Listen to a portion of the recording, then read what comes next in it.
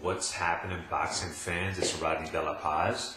First off, I want to apologize to my YouTube friends for not covering the last fight between Devin Alexander and Tim Bradley. I had some computer problems.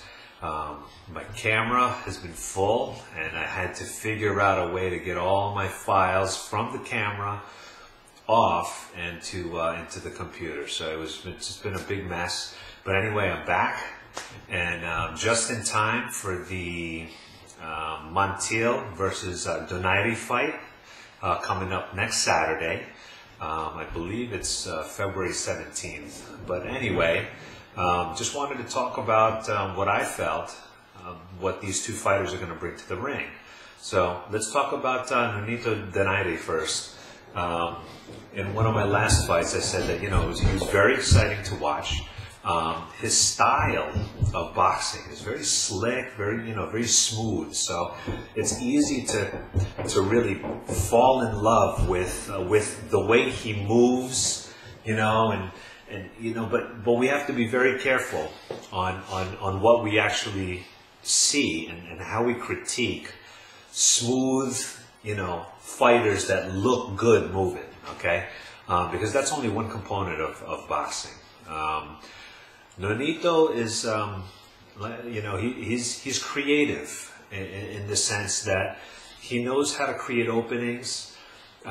He knows how to expose, weaknesses in his opponents, at least what he's shown us.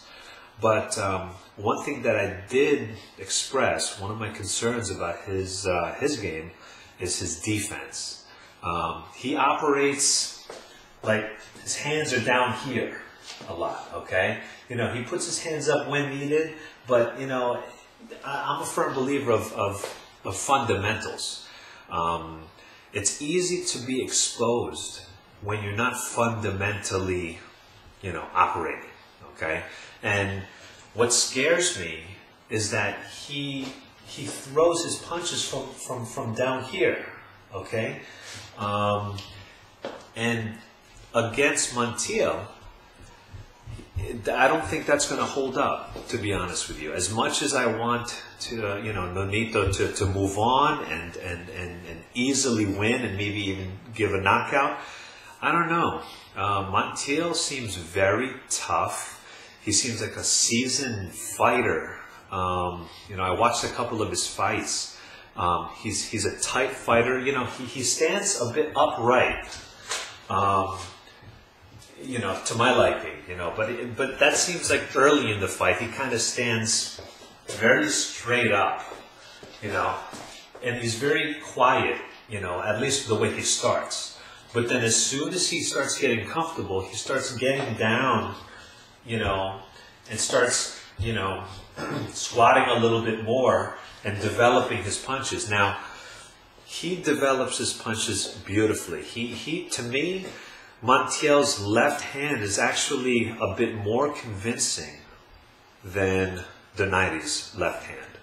Donaire has a really slick-looking hook, left hook, but Montiel's left hook has a bit more authority behind it and more purpose. He develops his game, early. He establishes a very convincing left hook to the body, left jab. I mean, his jabs are actually very well timed. He's got great head feints, okay? And he staggers and hesitates, and then he starts throwing, okay? So he's very slick and very deceiving, right? Very clever fighter. I think with Nonito's hands that are down, I think Nonito's going to have a very long night, okay? Montiel seems like he has the more convincing punching power than Nonito, okay? Like I said, as smooth as Nonito looks, I think he's going to have a very tough time against Montiel, okay?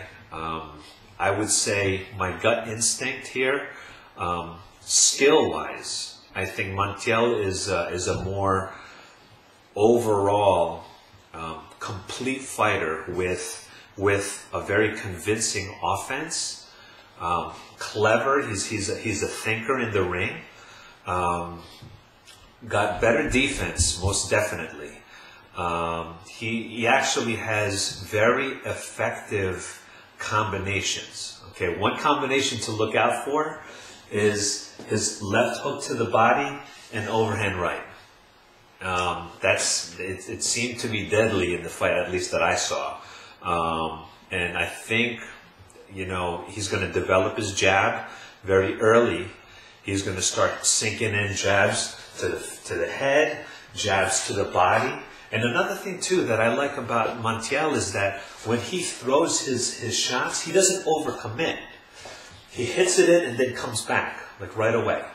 And Donaire doesn't do the same thing. He really commits and he throws. And you see him, if you've noticed that he finds himself kind of off balance a lot. But I do give him some credit that he does do the step back and counter.